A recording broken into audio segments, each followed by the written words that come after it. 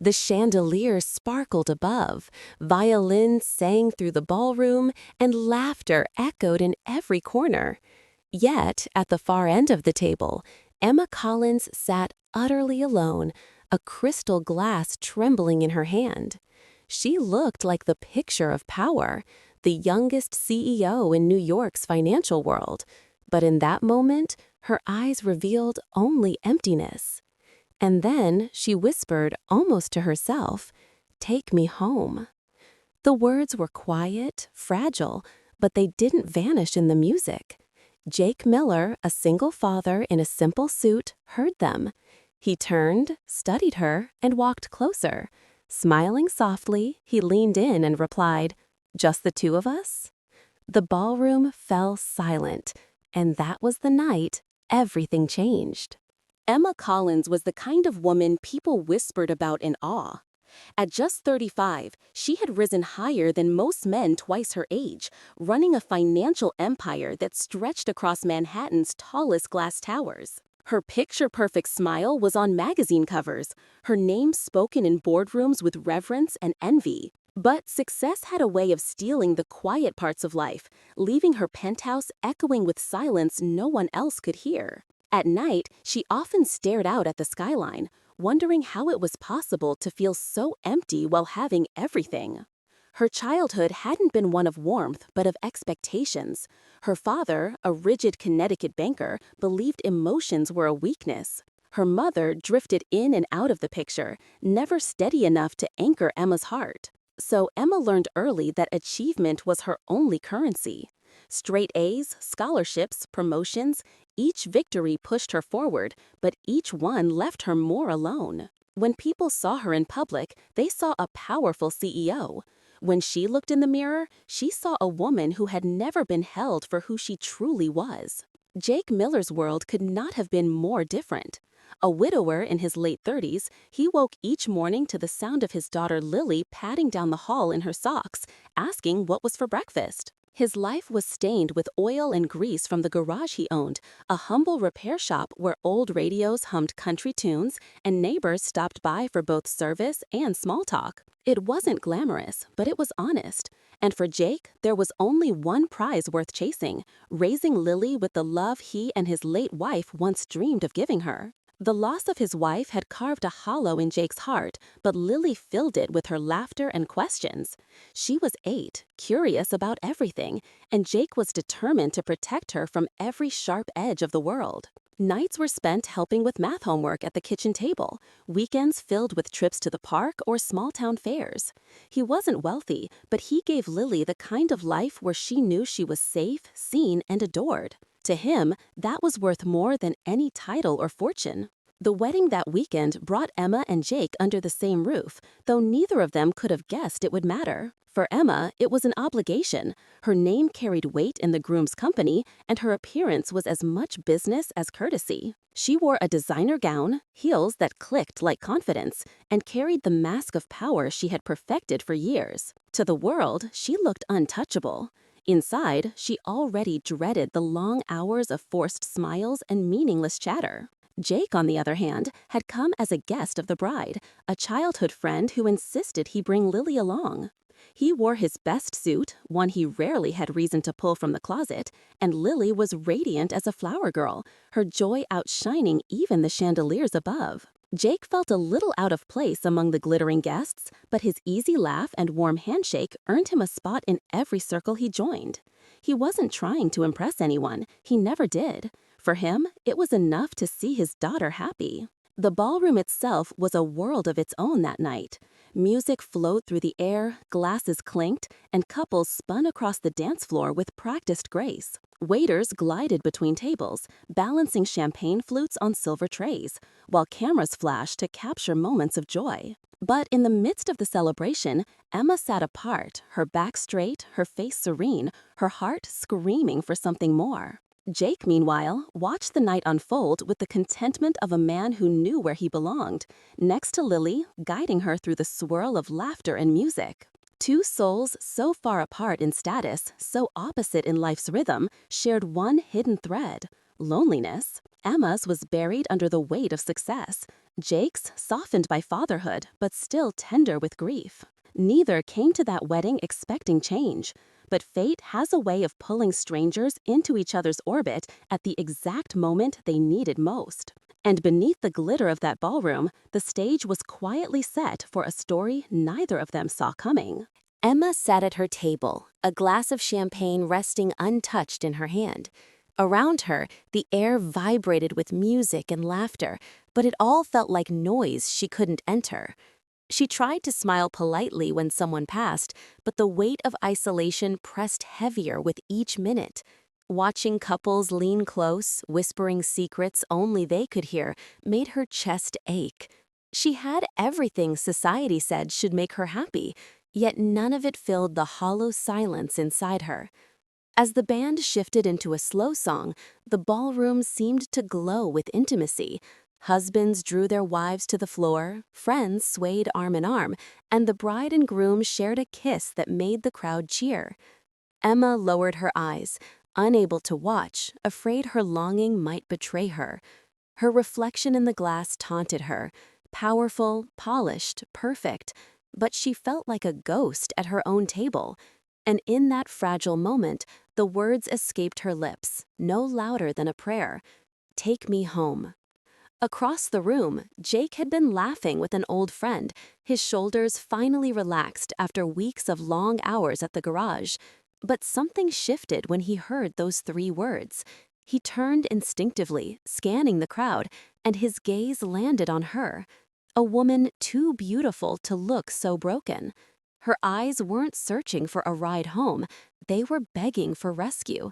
For reasons he couldn't explain, Jake felt her words pierce him like they had been meant for him alone.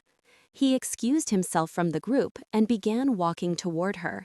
His steps were steady, unhurried, as though he was crossing an invisible line that had always existed between them. Emma noticed too late. This man in a simple gray suit, with kind eyes and a presence that seemed strangely grounding, was heading straight for her. She sat up, unsure if she should put her mask back on, unsure if she could. When Jake reached her table, he didn't hesitate. "You said, 'Take me home,'" he said softly, his voice low enough that it felt like a secret meant just for her. Emma's breath caught. Her instinct was denial, to laugh it off, to pretend she hadn't said anything at all. I didn't think anyone heard me," she stammered, heat rising to her cheeks. But he didn't mock her. He only smiled, gentle and unassuming, like he understood more than he should. Jake leaned slightly closer, his tone playful but sincere. "Well, if you meant it." His eyes held hers, steady, unwavering. Then came the words that made Emma's heart skip. "Just the two of us?"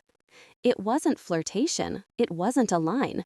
It was an invitation, raw and disarming, spoken like a man who had nothing to prove and nothing to gain but honesty. The people around them noticed. A few heads turned. A ripple of surprise ran through the nearby tables. Who was this mechanic, though they didn't know it yet, daring to approach Emma Collins, the untouchable CEO, with such simplicity?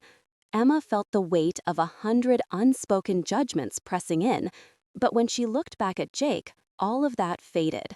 For the first time in years, someone was speaking to her, not to her title, not to her power, just her. Emma surprised herself by laughing softly, the sound rusty from disuse. "You're bold, aren't you?" she whispered, trying to mask the tremble in her voice. Jake's smile widened, but not in arrogance. "Single dad," he replied. "You learn to take chances." And just like that, the air between them shifted. Strangers no longer, but two souls who had accidentally brushed against destiny. The people around them noticed. A few heads turned. A ripple of surprise ran through the nearby tables. Who was this mechanic, though they didn't know it yet, daring to approach Emma Collins, the untouchable CEO, with such simplicity? Emma felt the weight of 100 unspoken judgments pressing in, but when she looked back at Jake, all of that faded. For the first time in years, someone was speaking to her, not to her title, not to her power. Emma surprised herself by laughing softly, the sound rusty from disuse. "You're bold, aren't you?" she whispered, trying to mask the tremble in her voice. Jake's smile widened, but not in arrogance. "Single dad," he replied. "You learn to take chances." And just like that, the air between them shifted. Strangers no longer, but two souls who had accidentally brushed against destiny. Emma didn't leave the wedding with Jake that night, though for a fleeting moment, she considered it. Instead, she returned to her penthouse, riding alone in the back of a sleek black car. The city lights blurred past, and his words kept echoing in her head. Just the two of us? They had been bold, yes, but also strangely tender. No one had spoken to her like that in years, like she was a woman, not a headline. Emma lay awake until dawn, the sound of his voice tangled with the emptiness of her apartment. Meanwhile, Jake tucked Lily into bed, kissed her forehead, and sat for a long while in the quiet of their small house. He couldn't stop thinking about the woman at the wedding, the loneliness in her eyes, the way her laugh had cracked through the silence like it hadn't been used in years. He shook his head, almost scolding himself. She was a world away from him, untouchable, surrounded by money and power. And yet, something inside told him that moment had been real, more real than anything he'd felt in a long time. Days passed, and fate chose its moment to intervene. Emma's Mercedes broke down one gray afternoon on the outskirts of town, her driver stranded with no answers. Annoyed but curious, she agreed when her assistant called a local garage for help. And when the tow truck arrived, she froze in disbelief. There was Jake, climbing out in grease-stained overalls, wiping his hands on a rag, staring at her like the universe had played a trick on them both. Emma's lips parted, surprise and a strange relief rushing through her. "You?" Jake chuckled, shaking his head in disbelief. "Guess the universe isn't done with us yet." His tone was light, but inside, his heart was racing. Emma, usually so composed, found herself without words. She could have called another service, could have walked away, but instead she agreed to wait in his small office while he worked on her car. It wasn't a boardroom, it wasn't marble floors and polished glass. It was a humble space with coffee-stained paperwork, old calendars, and Lily coloring quietly in the corner. Lily looked up from her book, her bright eyes curious. "Are you my dad's new friend?" The innocence of her question made Emma laugh, though her chest tightened with something she hadn't expected: longing. She crouched down to Lily's level, her voice softer than she ever used in boardrooms. I guess I am." In that moment, she felt more human than she had in years. She didn't know it, but Jake saw it too, the way his daughter smiled at Emma like she belonged there already. But the outside world wasn't as kind.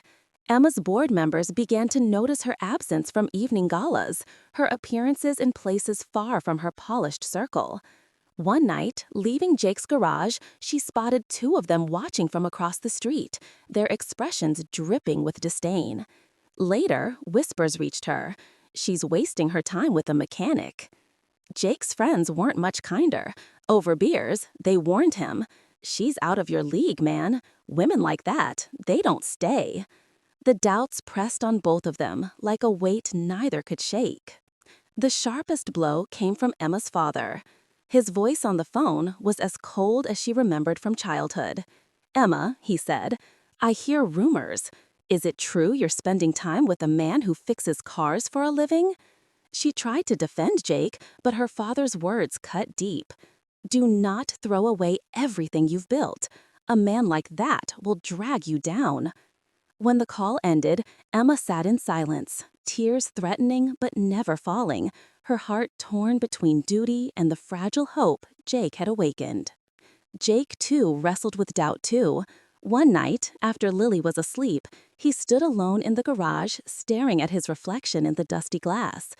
Could he really give Emma anything? Could love bridge such a wide gap between their worlds? His hands were calloused, his life modest, and she was everything the world admired.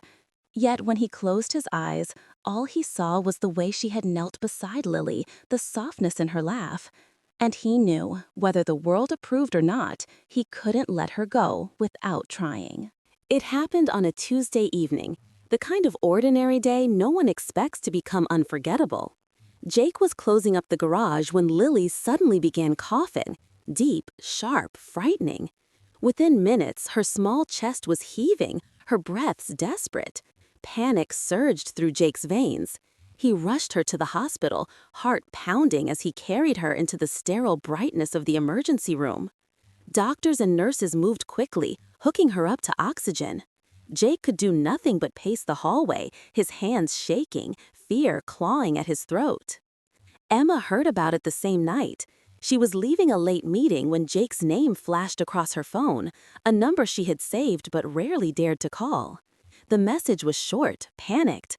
Lily, hospital. Without hesitation, Emma abandoned her chauffeur, hailed a cab, and raced across town. Her heels echoed through the hospital corridor as she searched, her eyes frantic until they landed on him. Jake looked smaller somehow, hunched in a plastic chair, his face a storm of worry. She didn't speak at first. She simply sat beside him, close enough for their shoulders to touch. "Jake," she whispered finally, her voice breaking with tenderness she rarely showed anyone. "You don't have to do this alone." His eyes flicked to her, disbelief and pain mingling. "Why would you care?" he asked, his voice raw. "You don't belong in this world, my world." But she tightened her grip on his hand, her gaze steady. "Because I know what it feels like to be alone," she answered, "and I can't stand the thought of Lily feeling that way, not when I can help." The hours dragged, every beep of the monitor tightening the knot in Jake's chest. Emma stayed the entire night. She fetched coffee when his energy flagged, calmed him when his voice grew shaky, and stroked Lily's hair when the little girl stirred. Nurses glanced curiously at the polished woman in a designer suit sitting cross-legged on a child's hospital bed, whispering gentle words until the girl fell back asleep. Emma didn't look like a CEO that night. She looked like someone who belonged. When morning came and the crisis passed, Jake looked at her differently.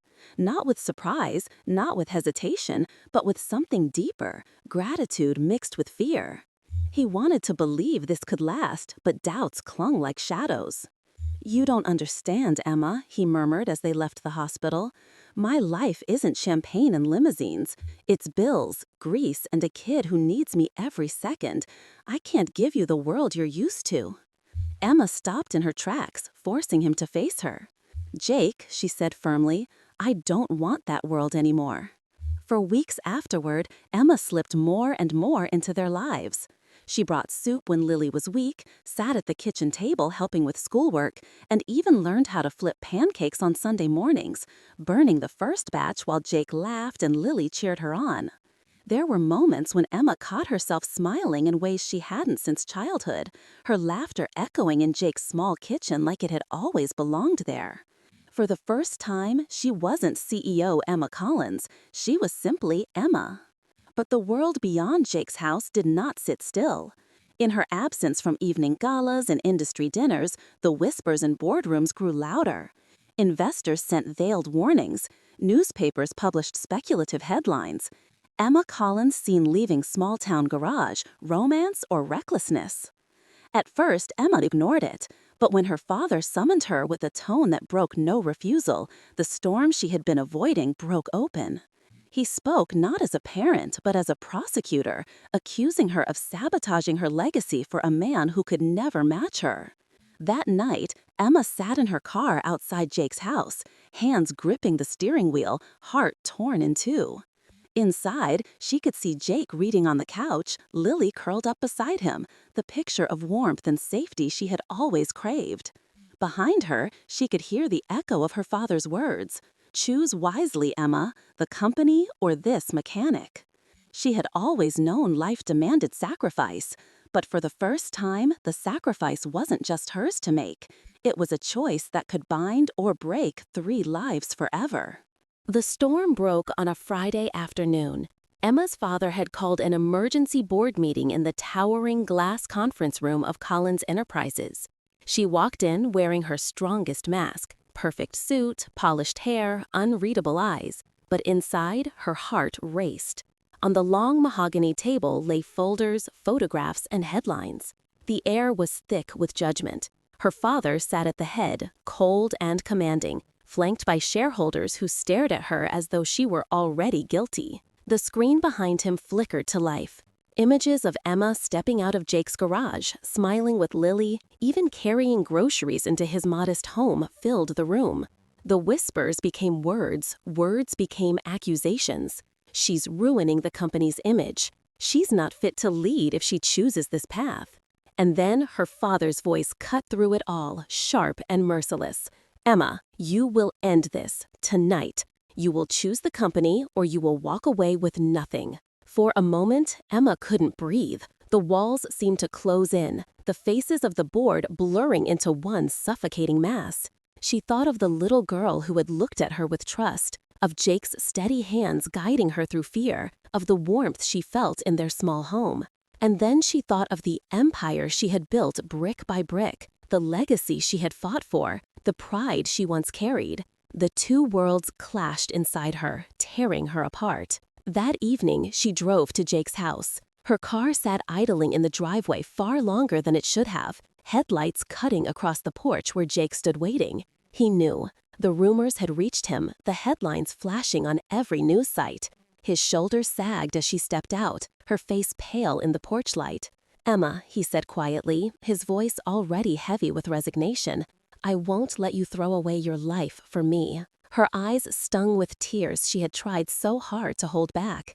Jake, she whispered, her voice trembling, don't you see? You are my life now, you and Lily. Without you, all of this, every dollar, every title, every victory, it means nothing.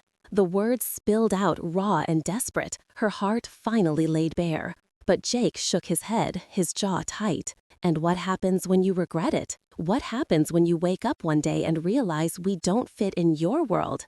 I can't risk Lily's heart being broken, not again. The silence between them was unbearable. The night air carried only the sound of crickets and the faint hum of traffic in the distance.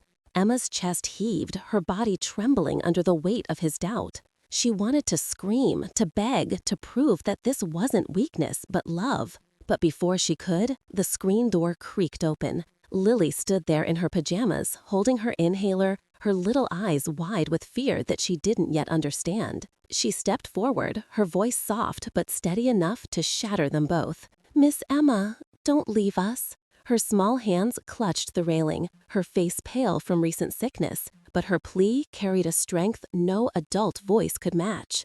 Emma's knees buckled as tears finally fell, and she crouched down, arms wide. Lily rushed into them, burying her face in Emma's neck. At that moment, Emma wasn't a CEO, wasn't a daughter fighting her father's cold empire. She was simply a woman, choosing love with everything she had. Jake watched them, his throat tight, his vision blurred. For years, he had carried his grief alone, believing no one could step into the fragile world he had built for Lily. But seeing Emma hold his daughter with such fierce tenderness, he felt something inside him crack. Maybe it was fear-breaking. Maybe it was the realization that love, real love, wasn't about protecting yourself from pain, but risking everything for the people who made life worth living. As Emma clung to Lily, whispering promises of never letting go, Jake finally stepped forward. His hand rested gently on Emma's shoulder, his voice rough but steady. Then, I guess it's not just the two of us anymore. Emma lifted her tear-streaked face to his, and in her eyes he saw not a CEO, not a business scandal, but the woman who had chosen them against all odds. And in that fragile, powerful moment, the world outside no longer mattered. The fallout came swiftly. The next morning, headlines blared across every major outlet. Emma Collins walks away from Collins Enterprises. Shockwaves rippled through Wall Street. Analysts debated on television, investors panicked, and Emma's father raged in silence behind his fortress of pride. But Emma felt none of it mattered anymore. For the first time in her life, she had chosen not with her head, not with ambition, but with her heart. And though the world saw loss, she felt something closer to freedom. Jake struggled with the decision at first. Sitting at his kitchen table with Emma beside him, he voiced the fears that gnawed at him. "You gave up everything," he said softly, his eyes downcast. "What if I can't give you enough in return?" Emma reached across the table, covering his hands with hers, steady and sure. "Jake, I didn't lose everything. I found what I was searching for. That's worth more than any company." Her conviction was quiet but unshakable, and slowly Jake began to believe her. Life settled into a new rhythm, simple but rich in ways Emma had never known. Instead of boardrooms, her mornings began with pancakes at Jake's kitchen counter, Lily giggling when Emma burned the edges. Instead of high-powered meetings, afternoons were spent at the park, Lily racing ahead while Jake and Emma walked side by side, their conversations easy, their silences even easier. At night, when the house was quiet, Emma would sit on the porch swing, Jake's arm around her, and marvel at how happiness had found her in such an ordinary place. But Emma was not one to sit idle. Her mind, sharp as ever, saw promise where others saw limits. One afternoon, she stood in Jake's garage, watching him work with grease-stained hands, customers waiting in line, phones ringing off the hook. She smiled, an idea forming. "You don't need me to change who you are," she said, leaning against the doorway. "But maybe I can help you grow this place, make it something even bigger, for Lily, for us." Jake looked up, skeptical, but the spark in her eyes was contagious. Together, they expanded the garage. Emma used her business sense to bring in investors who believed in small-town growth. She modernized the equipment, built a new waiting area, and created jobs for neighbors who needed them.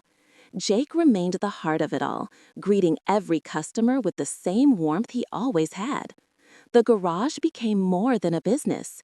It became a cornerstone of the community, a symbol of what could happen when two worlds collided and chose to build instead of break. Through it all, Lily blossomed. She adored Emma, following her around the house, asking endless questions, and proudly telling everyone at school, "Miss Emma is my family now." Emma, in turn, cherished every moment, braiding Lily's hair before class, cheering at soccer games, tucking her in with bedtime stories. There were nights Emma would linger by the doorway, watching Lily sleep, her chest aching with a joy she had never thought she deserved. She wasn't just filling a role, she was finally becoming the mother she had always longed to have herself. Jake watched the transformation with quiet awe. He saw how Emma had traded skyscrapers for backyard barbecues, and how she seemed happier than she had ever been. One evening, as the sun dipped low and the garage lights glowed against the dusk, he wrapped his arms around her from behind. "You know," he whispered, "for someone who walked away from everything, you sure seem like you've gained the world." Emma leaned into him, her eyes soft. "I didn't walk away," she murmured. "I walked home." And in that moment, Jake knew the truth. They weren't two worlds colliding anymore. They were one, bound not by status or power, but by love, sacrifice, and the promise of tomorrow. For Emma, the climb was no longer about skyscrapers. For Jake, the weight of loneliness was no longer his to carry alone. Together, with Lily at the center, they had rebuilt something stronger than any company, something unshakable. A family. Months later, the three of them found themselves at another wedding. This time, Emma didn't sit alone at a corner table, and Jake didn't stand awkwardly by the bar. They walked in together, Lily holding both their hands, a family without question or hesitation. The chandeliers glowed just as brightly, the music just as sweet, but everything felt different. Emma no longer wore the armor of loneliness. She wore joy like a second skin, and it radiated so strongly that people couldn't help but notice. On the dance floor, Jake led her with easy confidence, his hand firm on her back, her laughter spilling out like sunlight. Lily twirled around them in her little dress, clapping to the rhythm of the band. Guests watched, some whispering in surprise, others smiling with genuine warmth. The once untouchable CEO now looked like the happiest woman in the room, spinning not under the weight of power, but in the freedom of love.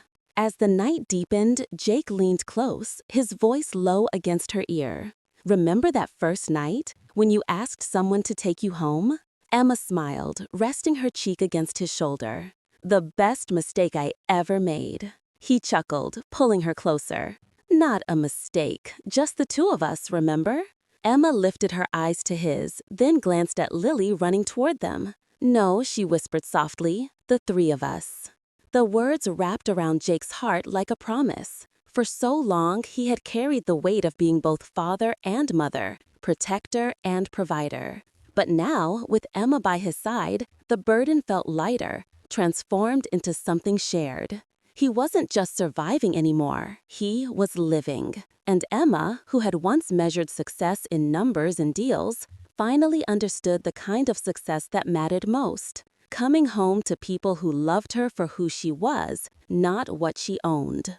Emma's father never publicly approved, but even that lost its sting. Over time, the harsh whispers faded, replaced by quiet respect for the woman who had dared to walk away from wealth and power to build a different kind of empire. Neighbors saw her at soccer games, school bake sales, and Sunday services. She wasn't the lonely figure at the edge of a ballroom anymore. She was a mother, a partner, a friend. And in the quiet of her new life, she finally found the peace she had spent decades chasing.